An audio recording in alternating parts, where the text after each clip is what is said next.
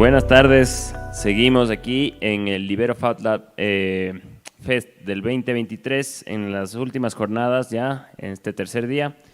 Ahora tenemos el agrado de presentarles a Esteban Naranjo y Dani Viera del estudio Maná, con su tema de charla operando en la paradoja de la tradición y la tecnología. Estudio Maná es un estudio de diseño innovador y multidisciplinario, enfocado en proyectos desafiantes a nivel global, desde arquitectura hasta arte. Experimentamos sin miedo al riesgo, priorizando la innovación y evaluando el tiempo y el impacto de las obras en su entorno. Con un fuerte aplauso recibamos a Esteban Naranjo.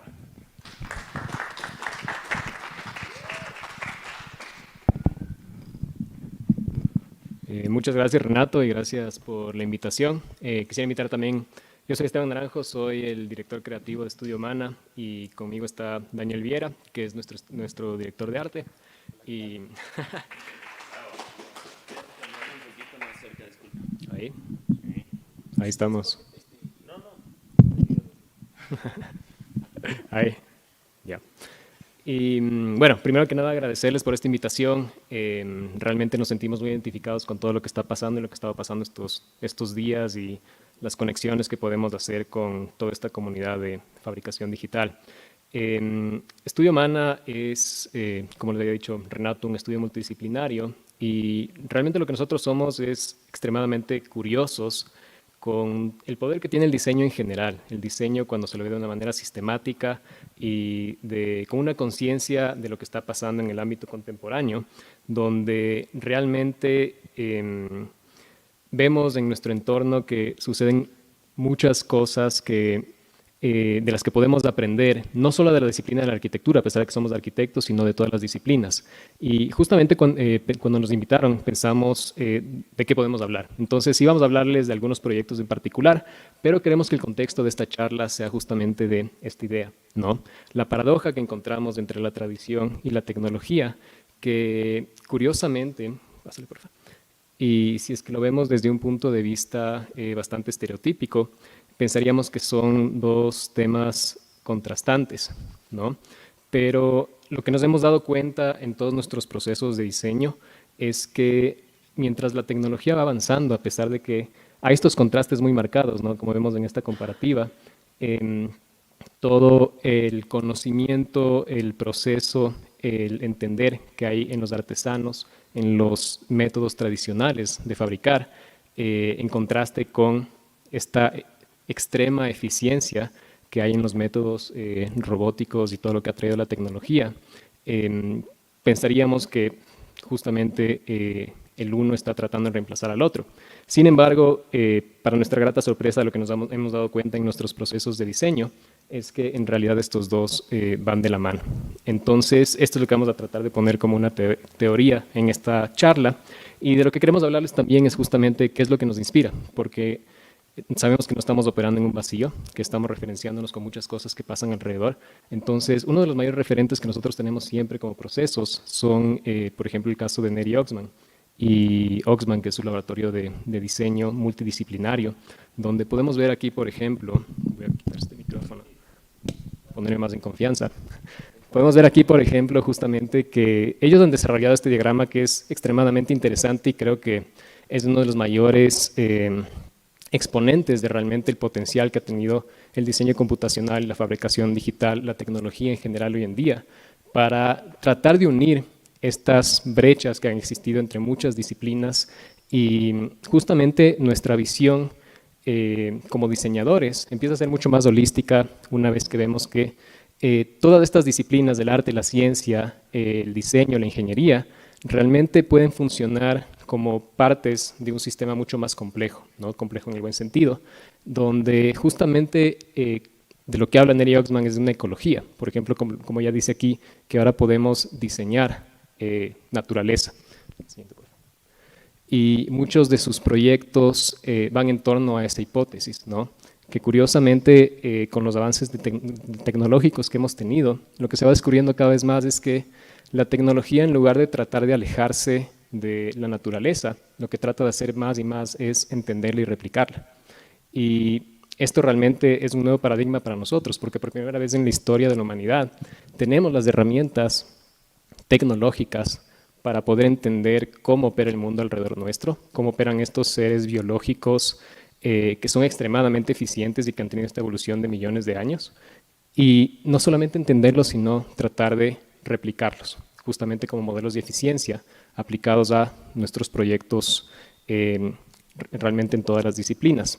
Otro referente que ha sido súper interesante para nosotros, no tanto por los proyectos que ha desarrollado, sino por la filosofía que ha tenido en cuanto al papel del diseñador, es justamente Buckminster Fuller, que es difícil identificarlo como una sola cosa, un profesional de una sola índole, sino quizás la mejor manera de identificarlo es que él fue un inventor, ¿no? Y justamente él tenía esta teoría de que si tenemos una visión mucho más holística, mucho más colaborativa en cómo opera el mundo y cómo podemos operar todos como diseñadores de una forma justamente colaborativa y multidisciplinaria, realmente podemos tener un impacto mucho más poderoso en qué es lo que hace nuestro aporte en el mundo en general. Y justamente ha tenido como publicaciones como esta, que creo que es una de las más interesantes, Operating Manual for Spaceship Earth, donde él habla de la Tierra justamente como un mecanismo, ¿no? Un mecanismo que es realmente la unión de la composición de varios esfuerzos colaborativos de disciplinas que se juntan. Entonces, Fuller, en este caso, y famosamente era uno de los mayores detractores de la hiperespecialización. Pensaba que esto nos generaba una visión de túnel y que justamente no podíamos tener un entendimiento holístico de las problemáticas, de cualquier problema de diseño, si es que somos hiperespecializados en una sola cosa. Y esto lo hemos tomado de una manera muy literal en lo que hacemos en el estudio. Y finalmente, para ponerles un contexto un poco más personal, algo que nos ha marcado mucho en el ADN de nuestro estudio es el Design Research Lab del Architectural Association, que es donde yo realicé mi maestría. Y les presentamos esto porque realmente el haber cursado y experimentado en estos espacios ha puesto en el ADN del estudio una visión mucho más disruptiva y de cuestionamiento. Es un programa interesante porque ve a los arquitectos no como arquitectos, sino como investigadores, y ve a la arquitectura como una profesión que está volviéndose obsoleta. Obsoleta porque no está reconociendo con la suficiente responsabilidad y rapidez todos los avances y las tendencias que existen en la tecnología alrededor nuestro. Entonces, ponen esta premisa como proyectos de investigación en cómo nosotros podríamos redefinir justamente a la arquitectura como profesión y a los espacios que nosotros diseñamos como espacios realmente inteligentes, capaces de responder en tiempo real, capaces de poder entender los cambios y la evolución de nuestras dinámicas como sus habitantes y responder acorde justamente con toda esta inteligencia que la tecnología está trayendo. Y bueno, ahora Daniel les va a hablar sobre algunos proyectos. Hola, ¿qué tal? Mucho gusto, soy Daniel, soy el director de Arte Estudio Humana. Justo como decía Esteban, una de las cosas que nosotros más buscamos es el tema colaborativo.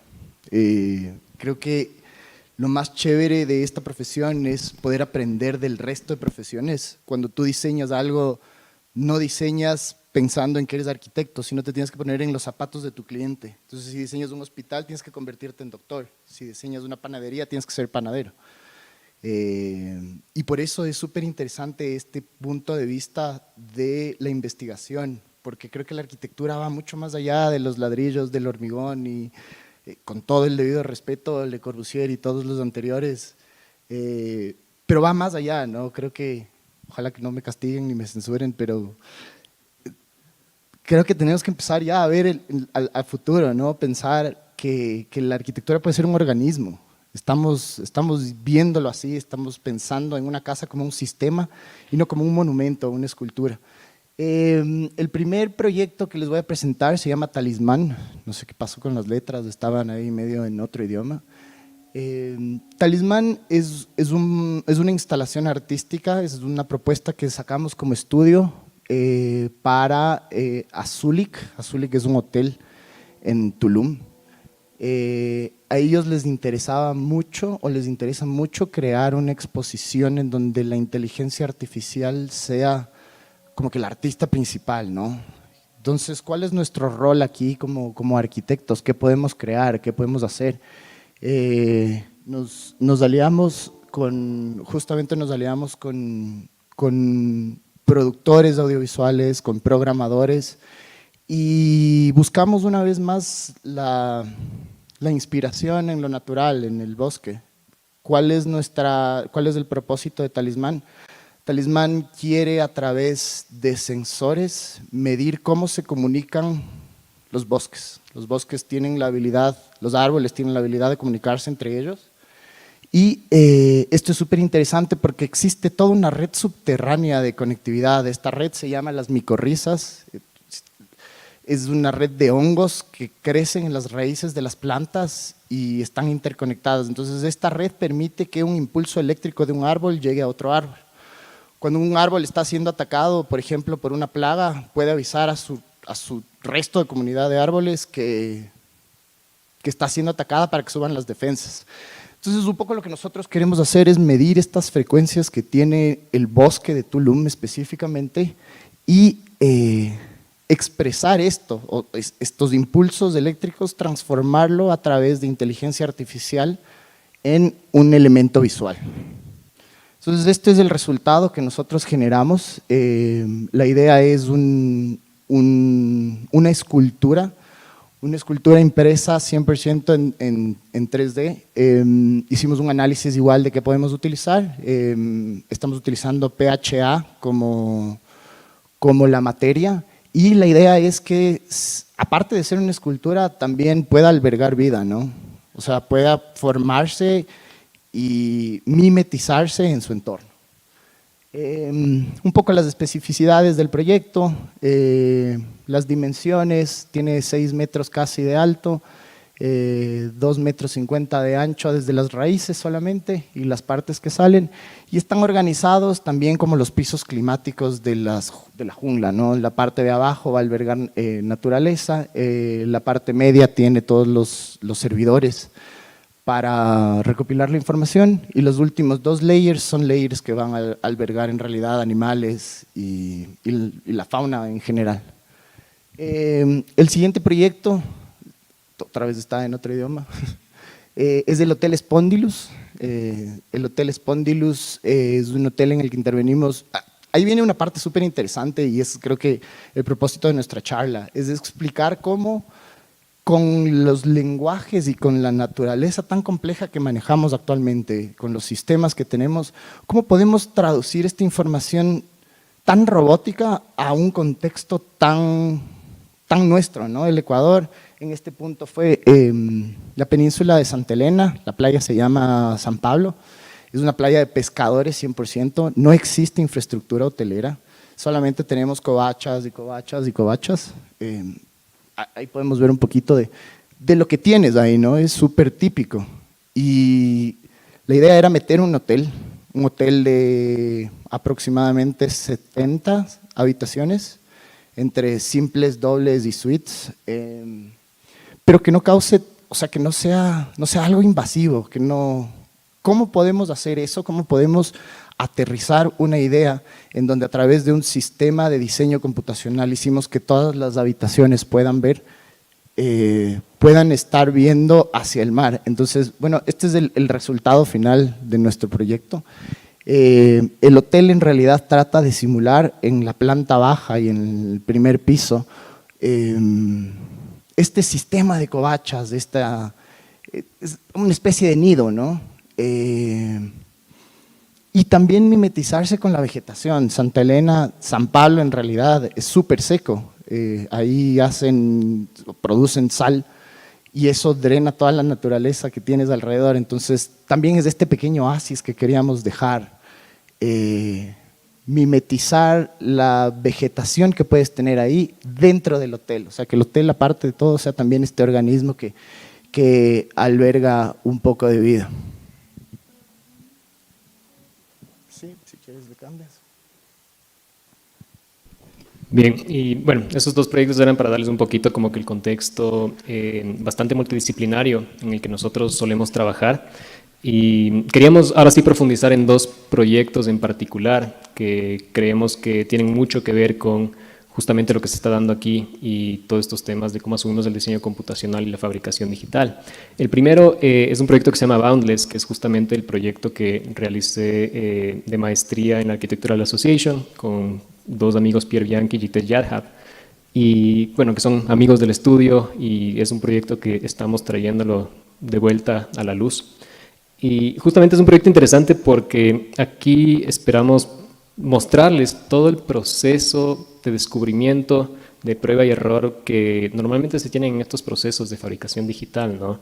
Y justamente este video introductorio fue como un momento eureka para nosotros, ya van a ver por qué, que también es bastante extraño, ¿no? Es bastante extraño y eso sucede mucho cuando se está haciendo investigación, ¿no? Esta investigación en el diseño es muy interesante en el sentido de que no sabemos cuáles van a ser los resultados, pero tenemos que confiar en el proceso.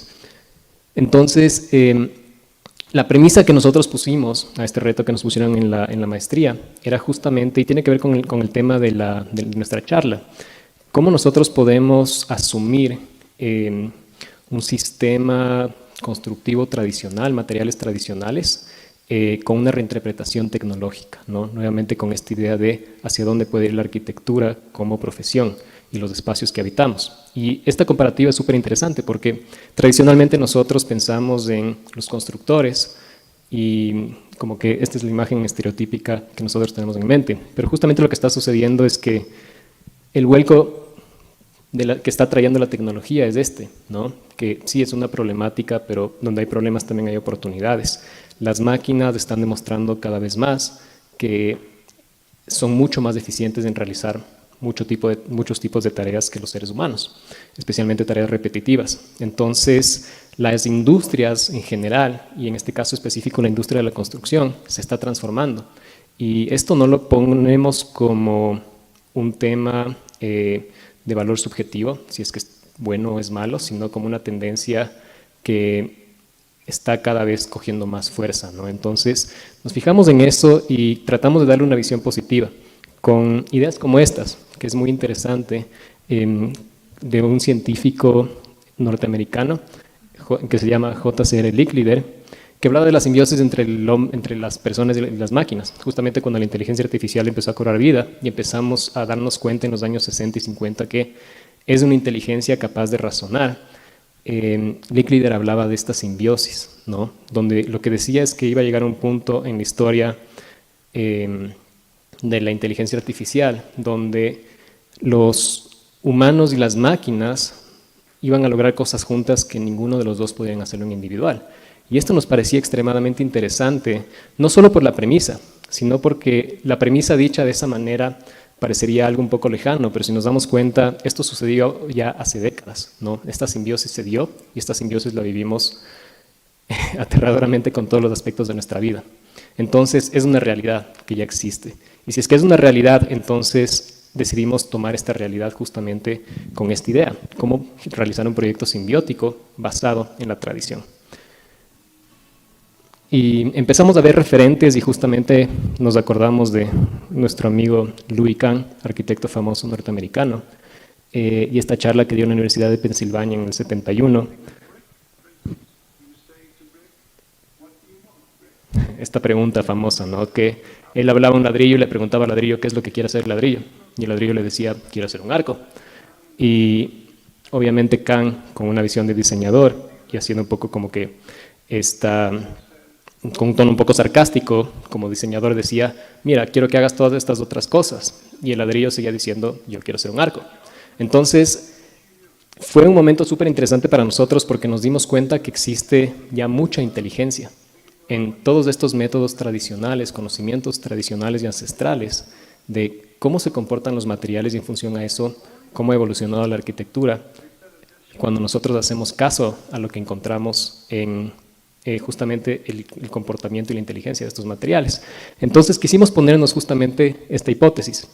¿Cómo podemos nosotros de cierta manera reinterpretar algo tan tradicional, tan cotidiano, tan regional también en muchos casos y tan simple para nosotros en general como comunidades, como profesionales, como los sistemas de mampostería, ¿no? Porque nos dimos cuenta que justamente la lógica de esto es poner un ladrillo sobre otro, siendo reductivo, pero también siendo muy literal. Y si pongo un ladrillo sobre otro, construyo una pared, y esta pared es autoportante, y el ladrillo justamente funciona de esa manera, es lo que el ladrillo quiere hacer. Entonces nos dimos cuenta que como proceso, es un proceso, nuevamente, tan conocido, tan tradicional, que ¿qué pasaría si es que podemos meterle inteligencia a través del conocimiento tecnológico y la evolución tecnológica que hemos tenido? Entonces, con esa premisa, lo primero que pensamos es cómo podemos redefinir el ladrillo, cómo podemos hacer un ladrillo más eficiente. Y viendo justamente toda esta historia de materialidad en cuanto a la mampostería, caímos con Freyotto y todas sus investigaciones, donde uno de los compendios que ellos crearon en el Instituto de Estructuras Ligeras en Stuttgart estaba basada puramente en burbujas. Gracias. Y justamente en la idea del comportamiento de este efecto químico y biológico de las burbujas y de cómo realmente este tipo de modelos son los modelos más eficientes de ocupación de espacio que existen, porque ocupan un gran volumen con extremadamente una cantidad muy pequeña de material, ¿no?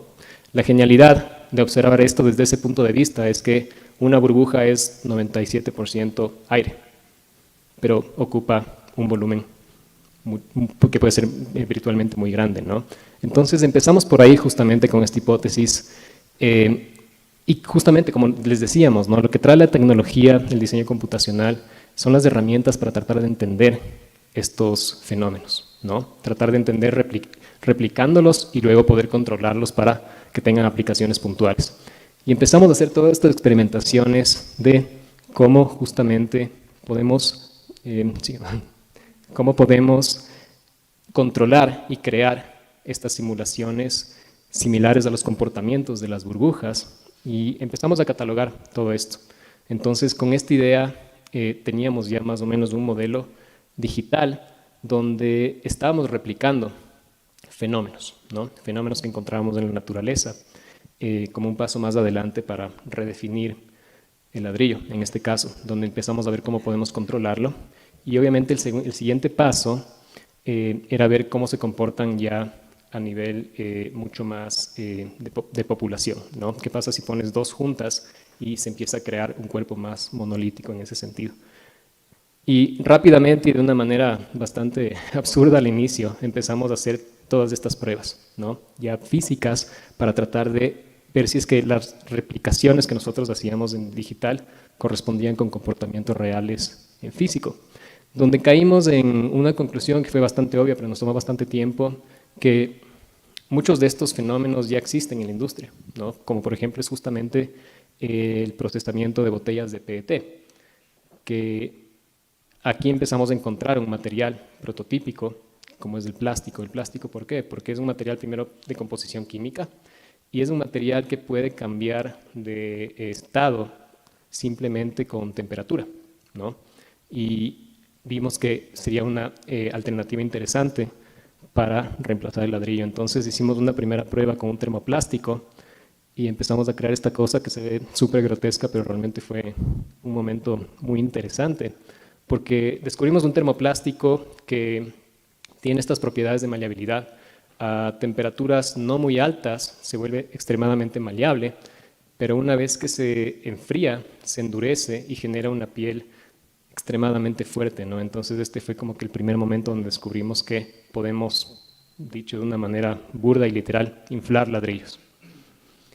Y empezamos justamente a desarrollar un sistema donde queríamos entender cómo con esa idea podemos empezar a prototipar estos módulos, casi como una fábrica de estos ladrillos de plástico inflable, que obviamente lo hicimos de una manera muy manual, pero para empezar a entender cómo esto funcionaría. Y generamos estos elementos, ¿no? Que eran unos elementos de más o menos 5 centímetros, donde nuestra teoría era que podían inflarse hasta tener un diámetro de hasta 40 centímetros, crecer muchas veces su tamaño. Y con esa idea empezamos ya a entender cómo sería este proceso de generación, ¿no?, de este bloque, de nuestra redefinición de la mampostería, que eran estos ladrillos inflados de termoplástico.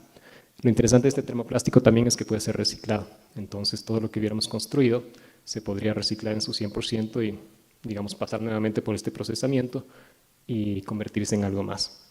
Y empezamos a catalogar todo esto, empezamos a entender físicamente que también podíamos controlar este proceso de crecimiento y con eso empezar a crear todo un sistema de comportamiento, ¿no?, donde justamente generamos estas teorías en digital y estas teorías nos ayudaban a entender que el comportamiento físico del material estaba también siendo acorde con lo que nosotros de cierta manera pensábamos. Entonces fue interesante porque nos dimos cuenta que esta definición nuestra de ladrillo estábamos escuchando qué es lo que quería hacer, en otras palabras. Y empezamos a catalogar todo esto, también a ver cómo se comportarían cuando son varios grupos. Y luego vino la pregunta, ya una vez que nosotros sabíamos cómo se comporta el material, el potencial del material en sí, la inteligencia del material, ¿cómo podemos sistematizar este proceso, ¿no?, como un proceso de fabricación que realmente sea automatizado? Básicamente, ¿cómo puede un agente robótico, una inteligencia artificial, inflar y colocar estos ladrillos, que era nuestra premisa? Y nuevamente empezamos con estas pruebas bastante ridículas, pero que empezaban poco a poco a comprobar esta hipótesis, ¿no? Lo primero que hicimos fue poner en un brazo robótico una especie de sorbete, inflar un globo y ver que un brazo robótico puede inflar un globo, ¿no? Así de simple. Pero eso nos daba mucha esperanza de que si es que puede hacer esto tan simple, quizás puede hacer cosas más complejas, siguiendo esa misma línea.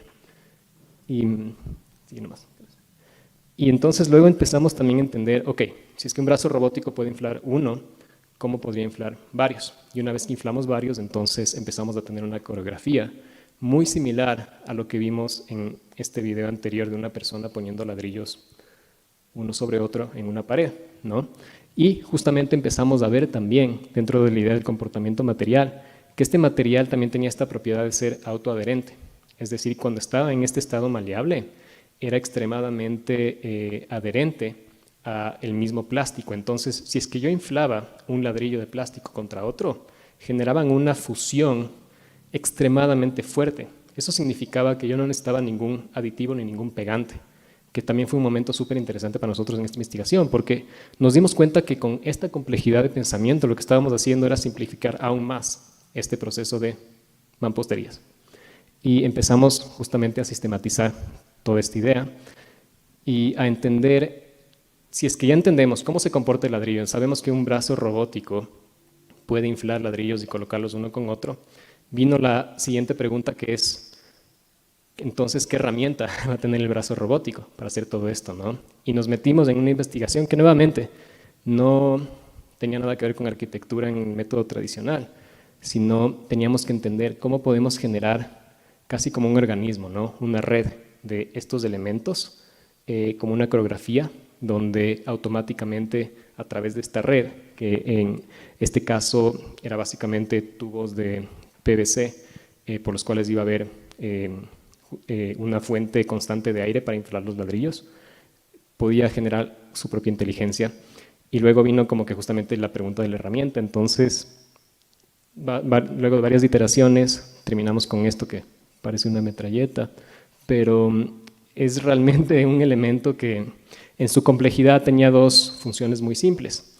La una era justamente, bueno, tenía estos dos lados. El uno para generar una perforación en este tubo, esta red de distribución de aire, y la otra para colocar el ladrillo donde estaba la perforación. Entonces aquí lo que queríamos nosotros comprobar era justamente la precisión de este sistema, de esta herramienta, y del brazo robótico como una alternativa a un constructor, ¿no?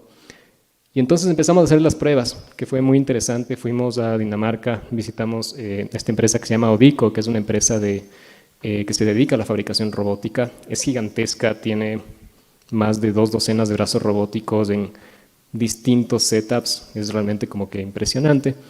Y ellos son muy curiosos, entonces nos abrieron las puertas para que nosotros empecemos a experimentar. Estuvimos 2 semanas ahí con ellos y empezamos a comprobar la primera parte de esta hipótesis, ¿no? ¿Qué tan preciso puede ser el sistema y el brazo robótico en generar estas perforaciones? Y la siguiente era qué tan preciso puede ser el mismo brazo robótico en colocar estos ladrillos exactamente donde estaba la perforación. Nuevamente pensando en cómo podemos nosotros generar este modelo de precisión. Y obviamente hubieron muchos errores, mucho prueba y error, pero dentro de todo eso fue muy satisfactorio darnos cuenta que el robot justamente como constructor en este sentido, sí era muy eficiente, ¿no? Nuevamente, al estar conectado a esta simulación digital, teníamos una extrema precisión con cómo funcionaba el robot y se convirtió en esta coreografía súper interesante que empezó a darnos mucha esperanza de cómo realmente podemos crear un modelo, una ecología en este sentido, entre un comportamiento material que tiene mucha inteligencia y un comportamiento robótico que está de cierta manera respondiendo a esa inteligencia del material y a la inteligencia del proceso de diseño, de qué es lo que quiere el diseñador que hagan tanto el robot como el material. Y empezamos a generar estos prototipos, ¿no? Donde nuevamente es interesante cómo estos procesos de fabricación robótica siempre están con un pie en el mundo digital y un pie en el mundo físico, y ambos mundos empiezan a unirse y empiezan a funcionar a la par. Y empezamos a desarrollar estos prototipos a los cuales les hicimos pruebas de peso. El ladrillo en sí operaba súper bien, las fusiones operaban muy bien, pero nos dimos cuenta de algo que nuevamente como que fue un momento que nos hizo muy humildes y nos hizo regresar a esta idea de la tradición, porque poner un ladrillo sobre otro es algo muy simple. Lo que nosotros estamos generando era algo que es realmente muy complejo detrás de que el brazo robótico haga todo esto. Entonces empezamos a ver las redundancias en el sistema y de lo que nos dimos cuenta es que justamente empezando a nosotros poner un ladrillo sobre otro, no necesitábamos de todo este sistema complejo de aire y de arterias. Lo único que necesitábamos eran dos ladrillos que se unan y un brazo robótico que se asegure de que el un ladrillo colinde con el otro. Entonces eso nos ayudó a simplificar el sistema y a perfeccionar el modelo. Justamente haciéndolo de un método más tradicional, curiosamente, ¿no? Donde nuevamente generamos estas simulaciones y nos ayudó a darnos cuenta que nosotros podíamos generar de una manera muy rápida todos estos modelos de construcción, de fabricación y de geometrización, basados nuevamente en estos elementos muy simples, el tener un ladrillo con otro, aire y cambios de temperatura. Era lo único que necesitábamos para poder hacer arquitectura, que era nuestra hipótesis. Y esto también hizo que nuestra herramienta sea mucho más simple, ¿no? Simplemente tener elementos que generen estas suturas en el ladrillo en su estado inicial, tener aire y poder calentarlo. Entonces nuestra herramienta se volvió algo ridículamente más simple, pero en el mejor sentido posible, ¿no? Porque nos estábamos dando cuenta que estábamos haciendo caso a la hipótesis de cómo podemos hacer que el modelo sea más eficiente. La tecnología no tiene que ser compleja porque sí, sino la tecnología, a nuestro parecer, tiene que ser una herramienta para poder simplificar todo lo que estamos haciendo, facilitar lo que estamos haciendo. Y probamos la herramienta con un robot y justamente tuvimos, aunque no parece muy abrumador, este momento eureka de que el brazo robótico podía hacer esto un ladrillo con otro. Entonces aquí vino ya con este conocimiento de cómo se comporta el material. Esto empezó a alimentar cómo sería la geometría. Y nuevamente, como con esta frase de Louis Kahn y el ladrillo que quería hacer un arco, nuestra hipótesis fue justamente este sistema tiene que ser autoportante, entonces tiene que ser un sistema que funcione con presión. Y empezamos a generar todos estos modelos geométricos donde se empezaron a crear estas bóvedas que funcionaban totalmente a compresión, con nuevamente esta hipótesis de que lo único que queríamos utilizar para hacer estos modelos arquitectónicos eran estos ladrillos y nada más, lo más simplificado posible. Y aquí viene como que justamente esta cosa muy interesante que es cómo existe mucha complejidad de pensamiento en un resultado tan simple y tan simplificado, ¿no? Tan fácil de entender. Y empezamos a generar ya como una inteligencia de creación de la geometría, ¿no? De estos modelos geométricos que pueden ser modelos de crecimiento y que pueden justamente funcionar en distintas escalas y un modelo de inteligencia del comportamiento del material en sí. Y aquí empezamos a entender también dentro de la inteligencia material habían más cosas por descubrir, que era un mismo ladrillo puede tener distintas propiedades, dependiendo de qué tanto volumen se le da, ¿no? Porque lo que nos dimos cuenta, como ven en estos mapas de calor, es que mientras menor es el radio del ladrillo, y esto lo vimos también en físico, este ladrillo es mucho más robusto, podría tener propiedades estructurales. Mientras ese radio es mayor, el ladrillo empieza a ser, obviamente ocupar más espacio, pero empieza a ser más translúcido también. Entonces podría empezar a tener propiedades donde podemos manejar la entrada de la luz solar, ventilaciones, todo con el mismo material, con la misma premisa de un bloque de ladrillo. Y empezamos a perfeccionar este modelo donde, ya una vez entendido esto, empezamos a simular cómo sería esta coreografía, ¿no? Ya simular el proceso de fabricación de este espacio en sí de una manera totalmente automatizada, haciendo justamente justicia y razón a todo el comportamiento tanto del material como del fabricante, en este caso el robot que habíamos visto, para que el resultado sea justamente esta geometría que van afín con eso. Y empezamos a crear este modelo donde ya era un solo corrido, en un sistema bastante inteligente que hacía el corrido del proceso de form finding para encontrar la forma y de manejo y control de los elementos que son estructurales, de los elementos que son más de relleno. Todo esto fue creado a través de algoritmos que tenían justamente sus parámetros ya de inteligencia. Y estos mapas, por ejemplo, de luz, nos empezaban a ayudar a hacer entender dónde necesitábamos estructuralmente mayor soporte, es decir, más ladrillos, dónde necesitábamos tener un mayor radio para que menor material cubra más espacio. Y empezamos justamente a poder controlar y de cierta manera automatizar este sistema para que empiece a operar solo. Nosotros como diseñadores solo le ingresaríamos una información inicial y luego el sistema empezaría a correr solo. Y empezamos a teorizar cómo podemos crear modelos espaciales, en este sentido, ya con un corrido completo desde la generación de la geometría hasta una simulación del proceso de fabricación. Entonces, lo interesante de esto es que lo que estábamos creando era un sistema de corrido con muy pocos involucrados en este sentido, de cómo podemos justamente construir estos modelos de arquitectura con procesos totalmente automatizados y procesos inteligentes que iban respondiendo a factores muy específicos y objetivos de comportamiento. Y empezamos a prototipar, imprimimos en 3D muchos de estos prototipos para ver justamente cómo empezarían a verse y a mapear cómo se vería todo el proceso de la creación de estas geometrías, a empezar a crecer en el tamaño de esos prototipos, en lo que podrían hacer, y ver en los mismos prototipos todas estas cualidades, como les decía, ¿no? Por ejemplo, de translucidez, donde hay menor diámetro, como ven acá, es como más o menos un rayo X. Donde hay menor diámetro hay más opacidad, pero donde hay un mayor diámetro la luz pasa. Entonces, nuevamente comprobando esta hipótesis de cómo un mismo elemento puede comportarse de distintas maneras. Y empezamos a ver luego ya cómo sería una coreografía, cómo nosotros podríamos hacer todo un montaje de el comportamiento de los constructores, de los brazos robóticos, en un escenario real, en un escenario a escala real. Y lo que empezamos a aprender es algo que es súper interesante también de la tecnología. Muchas veces pensamos que la tecnología puede resolvernos todo, pero dentro de lo inteligente que es, también es absurdamente limitada. Y empezamos a ver esas limitaciones como oportunidades. Entonces hicimos estas coreografías de alcance de los brazos robóticos y lo que nos dimos cuenta es que los brazos había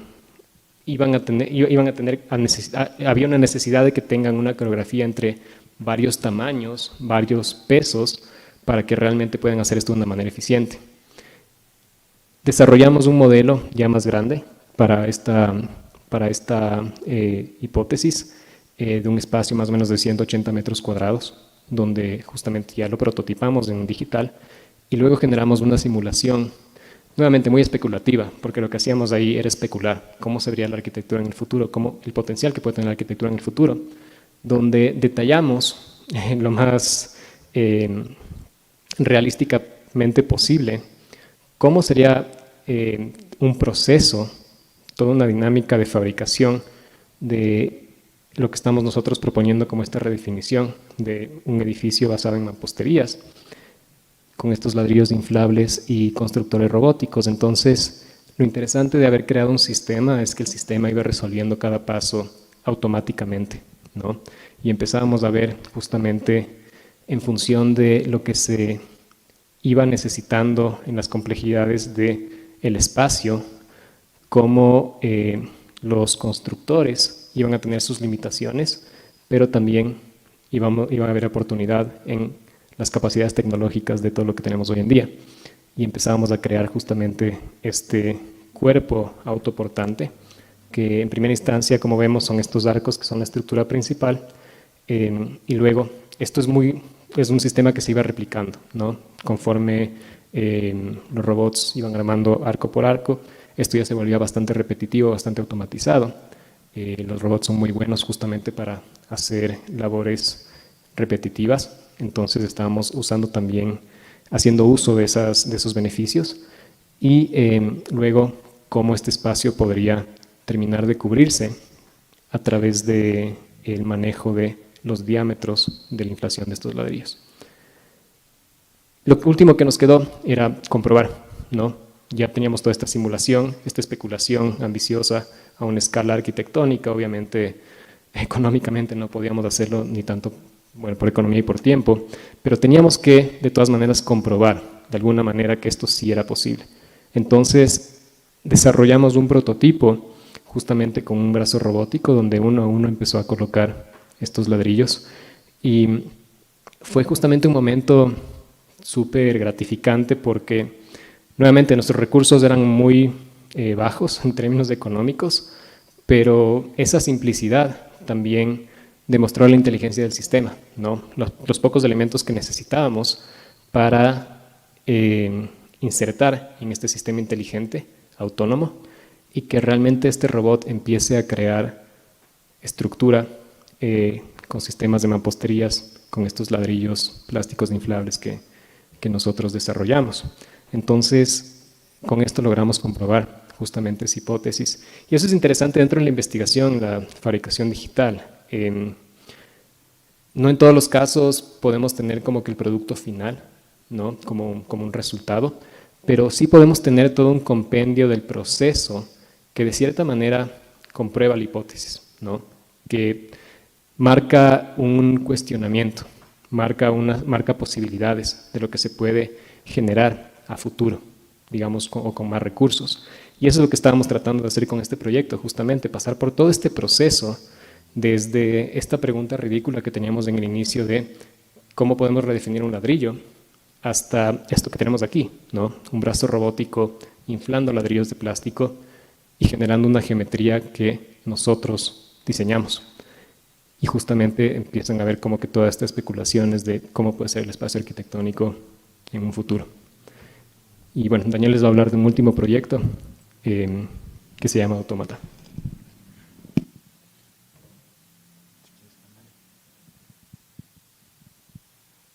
Bueno, yo les voy a contar un poquito nuestra experiencia de nuestro primer concurso internacional. Lo publicamos hace poco, no sé si se tuvieron chance de darse una vuelta, las láminas están como por afuera. Y este concurso tiene unas condiciones un poco interesantes, ¿no? Es organizado por los Emiratos Árabes Unidos para construir la casa del futuro.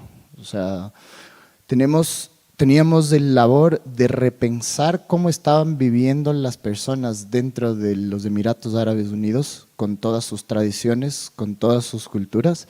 Y no solamente eso, sino que aparte de entender todo esto que les dije, teníamos que prever que esta casa funcione de aquí a 50 años, con cambios y aumentos de lo que pasa normalmente en una familia, ¿no?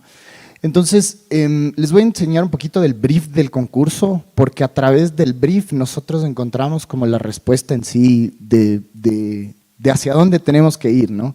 Entonces, el concurso, como les digo, está organizado por, tal vez vendría a ser como el Ministerio de Vivienda de los Emiratos Árabes Unidos.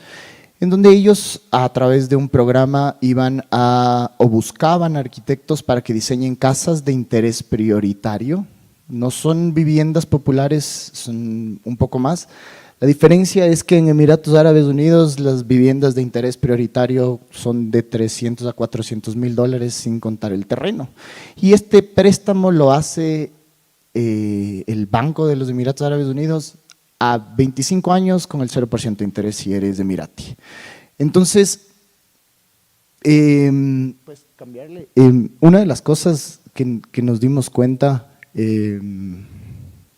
cámbiale nomás, es justo esta, una vez más, dónde estamos ubicados y por qué estamos dando esta charla, ¿no? Cómo podemos ser innovadores siempre viendo al pasado, siempre como respetando. La arquitectura es súper lógica, es algo que me tomó mucho tiempo entender, pero tú no te estás inventando el agua tibia. Todo existe, todo ya está. Es tu manera de cómo utilizas estos conocimientos para innovar, para hacer algo distinto. Y bueno, como les decía, una de las cosas que más nos costó entender son los valores de familia, las tradiciones, cómo vive una familia, porque vamos a diseñar una casa. Y según nuestros parámetros de esta casa, nosotros como estudio, hace un segundo dije, las casas o la arquitectura que nosotros hacemos es un sistema, es un organismo. Entonces, bueno, aquí tenemos el programa, hay áreas que no entendíamos bien, nos toca hacer un research súper grande. Y también el concurso no nos daba un plot específico, no nos daba un terreno, no nos decía tienes que estar como en el mar, o esto es en un terreno pendiente, no, en realidad ellos pueden, la idea es generar este sistema que pueda ser adaptable y construido en cualquier lugar. Y dentro del brief pasaba algo súper interesante, ¿no?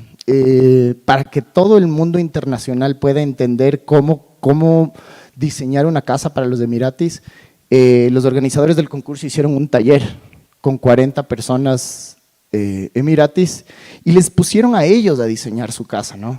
Y hay algo que también nos llamó la atención, les pasaron muchos looks de casas para que ellos escojan cuál es la casa que a ellos más les gusta.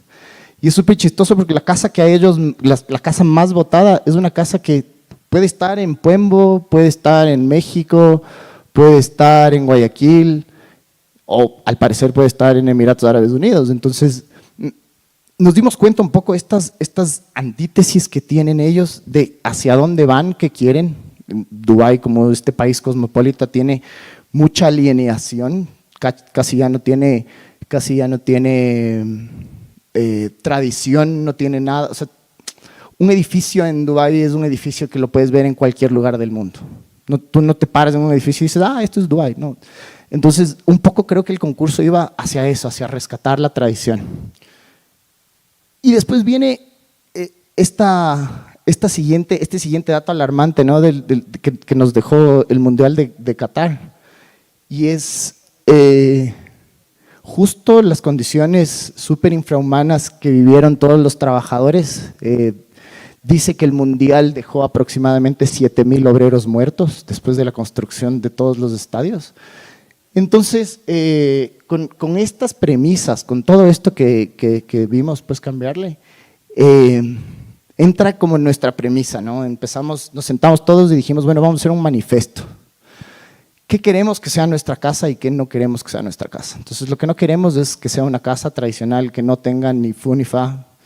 No queríamos volver a hacer algo que puede estar en cualquier lado, sino queríamos algo que sea propio del sitio. En primer lugar y en segundo lugar, queríamos trabajar con un sistema. Creo que cuando llegó el concurso, un allegado nuestro al estudio nos dijo, pero ¿qué tiene que ver una serie de arquitectos internacionales que no cachan nada de Dubái, que no cachan nada de los Emiratos Árabes Unidos, que tienen que estar ellos pensando y opinando sobre cómo hacer una casa para ellos? Entonces, nuestra primera premisa es que esta casa debe ser diseñada por los clientes y no por el arquitecto. Y la segunda premisa que teníamos es que esta casa debe ser construida por robots y no por personas. Este gráfico habla un poco del principio que nosotros usamos. Este principio se lo conoce en las ciencias sociales como la autoorganización. Pasa en todos lados. La autoorganización no es nada más que es de encontrar un orden dentro del caos. Y este orden se da a través de cooperaciones y competitividades. Pásale a la siguiente.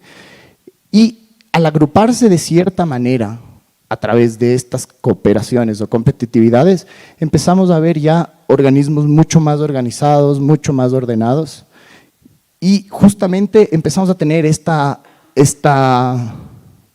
gráficos, ¿no? De donde en un desorden inicial, a través de esta cooperación, empiezan a tener uniones distintos de espacios. ¿Por qué les cuento esto?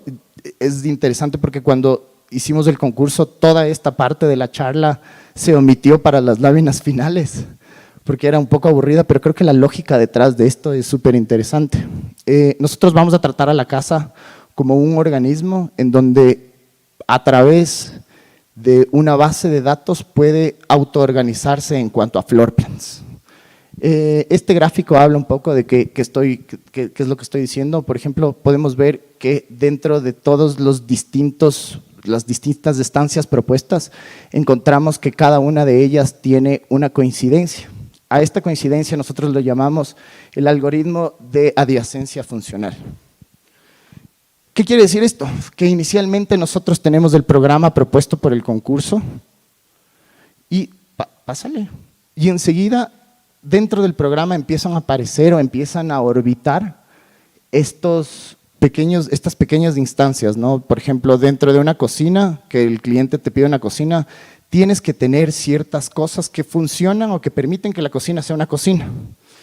Un cuarto de ropa, una lavandería, o al dormitorio le tienes que poner un cuarto, pero para llegar al cuarto tienes que tener un hall o unas gradas o una circulación. Entonces, la casa es muy lógica, el diseño de una casa es muy lógico, el diseño de una casa tiene que ser funcional, tiene que estar dada por cómo lo habitas y no por qué quieres lograr dentro de la casa. Entonces, después de esto nos dimos cuenta que, claro, dentro de todas estas cosas existen un orden y una conexión dentro de cada instancia de la casa.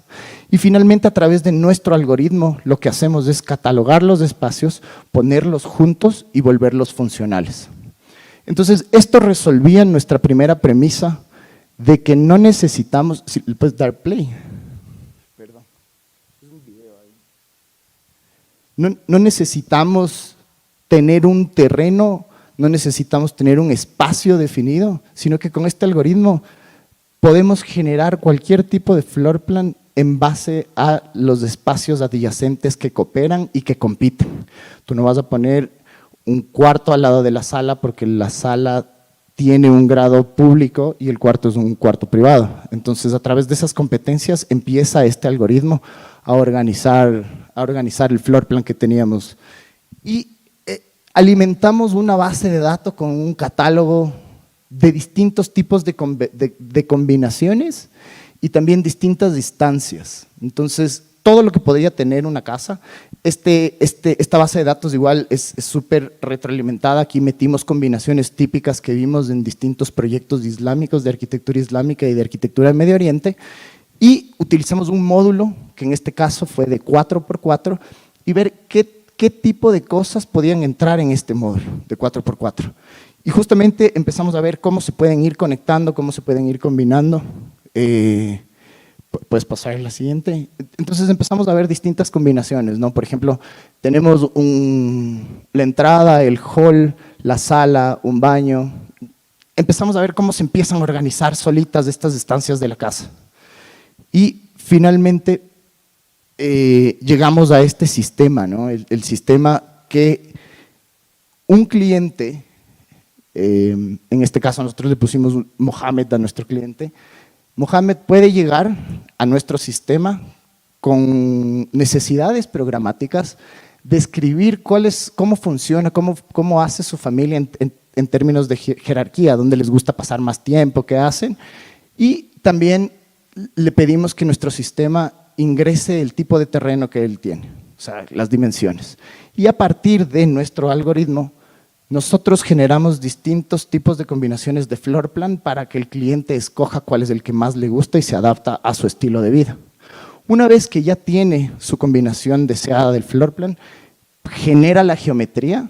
¿Y qué era lo interesante?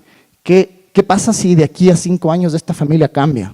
alguien se muere, alguien nace, cambian también las necesidades de la casa. Y en el término de la autoorganización siempre se busca un equilibrio. Entonces, cuando viene una nueva necesidad, altera el organismo de la casa y va a buscar un equilibrio. Entonces, necesita un nuevo espacio, pero todo esto ya está pensado de entrada. Entonces, ¿qué pasa si tienes una nueva necesidad? Vas al programa, le pides que genere con tus necesidades nuevas un nuevo floor plan que se adapta al floor plan que tú tienes y una vez más solamente lo conectas a la casa y ya está. Luego venía la parte del form finding, ¿no? Que cómo se tiene que ver o cómo nosotros pensamos que se debería ver esta casa y buscamos siempre la inspiración en lo tradicional. Esto es una tienda beduina, es una sola unidad y dentro de esta tienda, a través de telas, puedes dar privacidad o conectar cosas dentro de la casa. Además, es algo interesante porque justo Boundless, que habló Esteban hace un segundo, ya viene desarrollando todo este proceso investigativo de la colocación de bloques con brazos robóticos y cómo funciona con estas estructuras bajo compresión, ¿no? Con los arcos.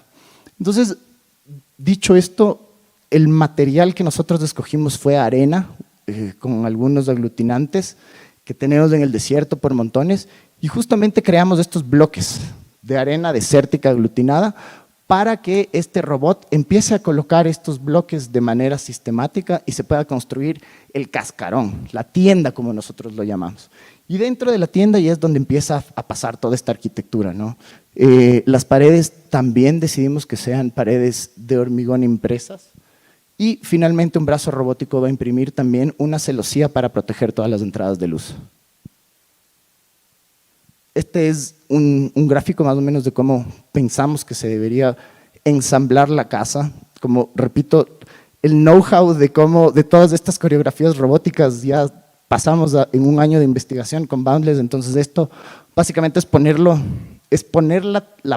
teoría de Esteban en lo físico, ¿no? O sea, ya verlo construido.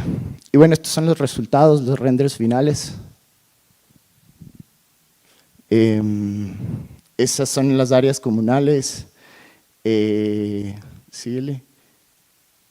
Como vemos, es dar esta identidad, ¿no? Creo que nuestro deber era un poco poder demostrar que esta casa se vea como del Medio Oriente, ¿no? Más allá de las personas que estén puestas ahí.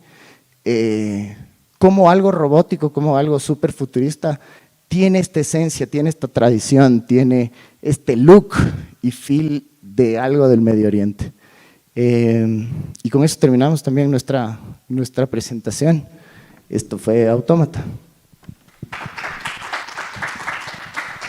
Muchas gracias. Y creo que justamente ya solo para concluir, como que una conclusión de esto que hablamos, como que la premisa inicial de la charla, lo tradicional y la tecnología, la paradoja que crean estas dos, es algo que empíricamente como que hemos ido comprobando nosotros en el estudio con todos estos cuestionantes que nos hemos puesto, que podemos ver a la tecnología como, claro, algo muy complejo, algo que está tratando de reemplazar todo este conocimiento ancestral, tradicional que hemos venido desarrollando a lo largo de la historia de las comunidades, de la humanidad, pero también podemos verlo como una reinterpretación, una herramienta que nos ayuda a rescatar estos valores y de cierta manera como que a llevarlos para las siguientes generaciones.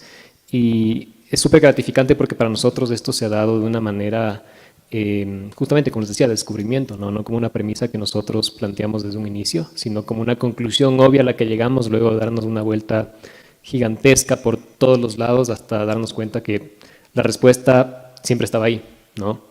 Entonces, como que es muy interesante justo ver a la tecnología como una herramienta que nos puede ayudar a simplificar los procesos, que nos puede ayudar a entender justamente cómo operan las cosas alrededor nuestro. Y creemos que esa es la tendencia, o queremos de cierta manera como que llevarnos esa lección como la tendencia de cómo la tecnología puede influir en nuestros procesos de diseño y en procesos en general, ¿no? Como que lo colaborativo y lo multidisciplinario también es algo súper interesante que la tecnología está trayendo consigo, ¿no? Un lenguaje universal en el entendimiento de procesos de diseño y nosotros como diseñadores no de objetos finitos, sino de sistemas inteligentes. Entonces, de esa manera nosotros como estudio estamos tratando de tratar de posicionarnos en cuanto a cuál es el papel de la tecnología, de la robótica, del diseño computacional, de la inteligencia artificial en los procesos en general de diseño en cualquier disciplina. Y con eso ya terminamos. Muchas gracias.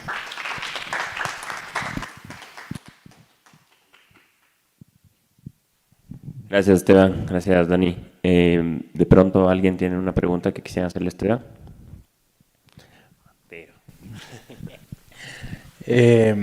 Bueno, felicitarles primero. Como decía el Esteban, él fue profesor mío en justo el semestre que acabamos antes de la pandemia. Y en la pandemia estar encerrado y estar aburrido me hizo investigar un montón de cosas y así yo llegué a la fabricación digital, ¿no? Y ver la tesis también me inspiró bastante para eso. Esteban también me hizo un contacto en Canadá bastante increíble que pude visitar y tal vez hay una oportunidad que trabaje ahí en el futuro. Entonces, muchas gracias por eso. Algo que ustedes hablaban era de, o sea, hay este miedo de las tecnologías, ¿no? Y de la inteligencia artificial ahorita, y que tal vez el arquitecto está como que medio atrasado, no quiere utilizar el Revit. Ayer lo hablábamos con Mateo Proaño, que todavía para Simco les mandan los planos en PDF, no te mandan el Revit, no te mandan el SketchUp, o sea, ni siquiera el SketchUp para tú poder tener una noción, ¿no? Tienen ustedes un software para Automata, ¿verdad?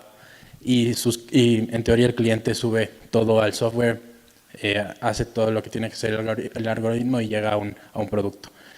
Mi pregunta es, con todos estos nuevos procesos, o sea, el arquitecto, no de toda forma se queda de lado, todavía está la esencia del arquitecto ya sea en el algoritmo de cómo va a quedar el diseño o cómo se pensaron ciertos espacios, porque cada arquitecto tiene su pensamiento de funcionalidad, ¿no? Pero, ¿cómo creen si es que va a haber un conflicto entre diseño? Porque nos mostraban la imagen A, ¿no? La imagen A y lo que ustedes llevan como producto final del forefinding es súper diferente. Y si un cliente dice como que no, pero yo quiero la imagen A y está empeñado en la imagen A y no quiere salir de la imagen A, es posible que su algoritmo se vaya para allá, olvidándose un poco de ese form finding. Hay cómo hacer esos tweakings.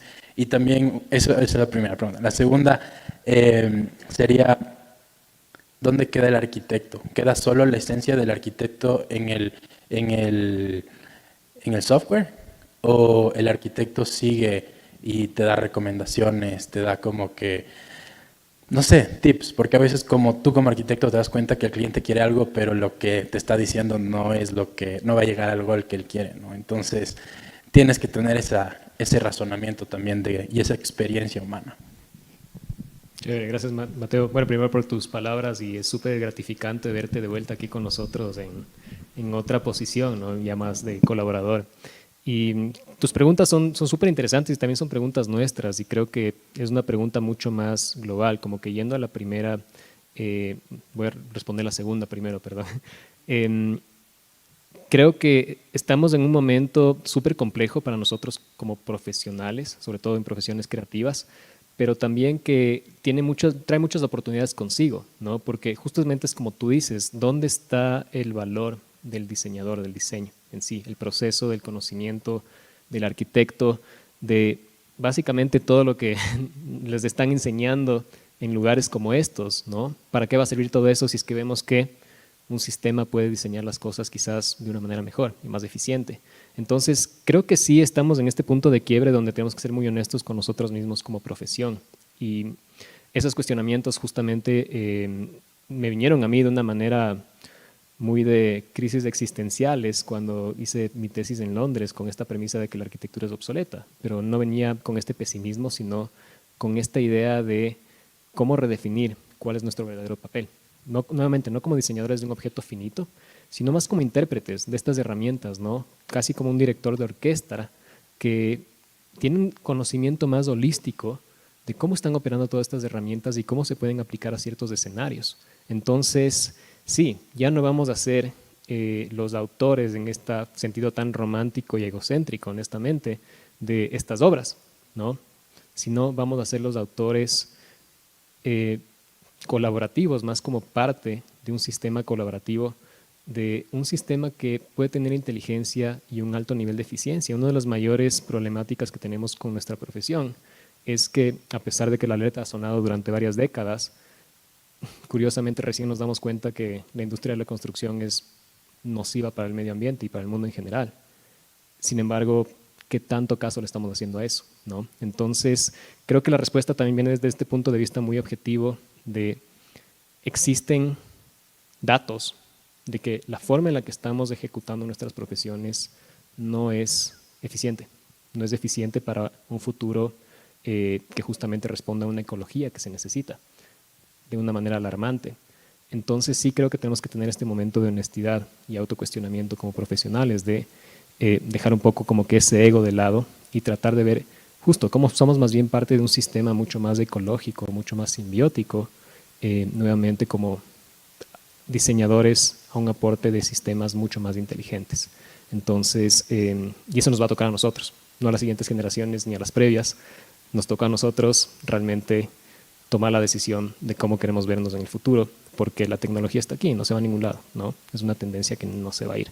Entonces podemos tener un efecto avestruz o podemos realmente definir si nosotros, en nuestras generaciones, somos quienes hacemos que nuestra profesión realmente responda finalmente a lo que está sucediendo, las alarmas que están sonando globalmente, ¿no? Y en cuanto a la otra pregunta, como que es interesante, ¿no? Porque cuando estás diseñando un sistema, esto tiene que ser altamente objetivo. La inteligencia artificial funciona de esa manera, ¿no? No hay subjetividad, ni todavía hay como que romanticismo, ni emoción, ni interpretación, ni ego en cómo opera una máquina. Una máquina necesita datos concretos. Y si es que esos datos no son concretos, la máquina te va a decir, no puedo hacer estas ejecuciones porque me falta esto. Entonces, es muy interesante porque los parámetros que ingresan en estos procesos son parámetros de eficiencia, son parámetros racionales, ¿no? A diferencia de si me gusta más A más B. A lo que nosotros tratamos de responder como contrapropuesta, y quizás Daniel puede elaborar un poquito más en eso con Autómata, era justamente un contraste de lo que nosotros entendimos que los Emiratis de cierta manera veían como futuro de lo que iba a suceder allá. No sé si quieres comentar. Sí, solo dos cosas. La primera, y esto es algo que tú me dijiste, Esteban, creo que dijo Buckminster Fuller, que los primeros innovadores fueron los piratas. Y eran los piratas porque los piratas no eran especialistas en todo, sino se rodeaban de especialistas y por eso eran realmente innovadores. Entonces creo que el rol del arquitecto es empezar a trabajar con todo el resto de ramas, porque nosotros no sabemos todo. Y si partimos de que no sabemos todo, el rol del arquitecto puede ser un investigador, puede ser un curador, puede ser un intérprete o un visualizador. Entonces, creo que hacia allá estamos yendo, ¿no? Hacia dejar de quedarnos en la arquitectura y el romanticismo de que la arquitectura es un arte y empezar a darle esta connotación un poco más sistemática, un poco más elaborada, ¿me cachas? Y para responderte al tema de Autómata, Autómata es de esta pequeña creación que no sabemos dónde termine, porque mientras más alimentes esta base de datos, más resultados locos te va a botar. Entonces nosotros ahorita le dijimos, este es el fault finding que nosotros interpretamos como arquitectos de una construcción, de un hogar tradicional del Medio Oriente.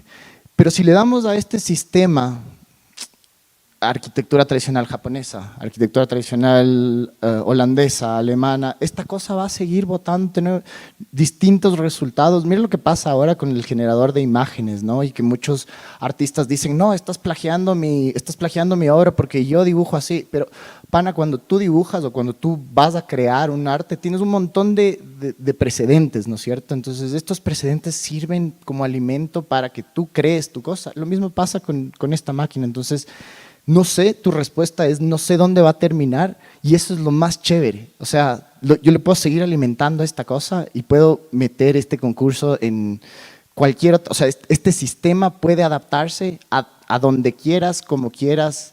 Es el sistema lo que yo estoy vendiendo, es el sistema lo que yo. Exacto. Exacto.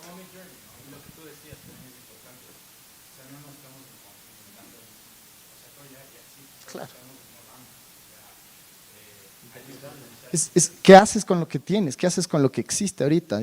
No hay mayor cosa, no hay mayor innovación que el pasado. O sea, en el pasado tienes todo, por eso funcionó tantos años. O sea, si tú quieres venir y cambiar justamente que el ladrillo no sea un arco y decirle al ladrillo que sea una ventana, el ladrillo te va a dar en la cabeza. ¿Me cachas? Lo mismo pasa con el futuro. Tú tienes que innovar, pero siempre arraigado a la tradición, siempre a lo que existe, siempre a la lógica. El futuro no es una piedra al azar, el futuro es lógico y responde a las necesidades que tenemos ahora. Buenísimo. Muchas gracias por la pregunta, muchas gracias por las respuestas. Esteban, Dani, placer tenerles aquí. Ahora que terminaban su discurso, me acordaba del final de la presentación de Anastasia Pistofidu también ayer, que decía, al final la pregunta no es quién es el diseñador, sino cuál es el impacto, ¿no? Entonces, gracias por estar aquí. Vamos a dar paso a nuestro siguiente invitado. Muchas gracias. Gracias, Dani.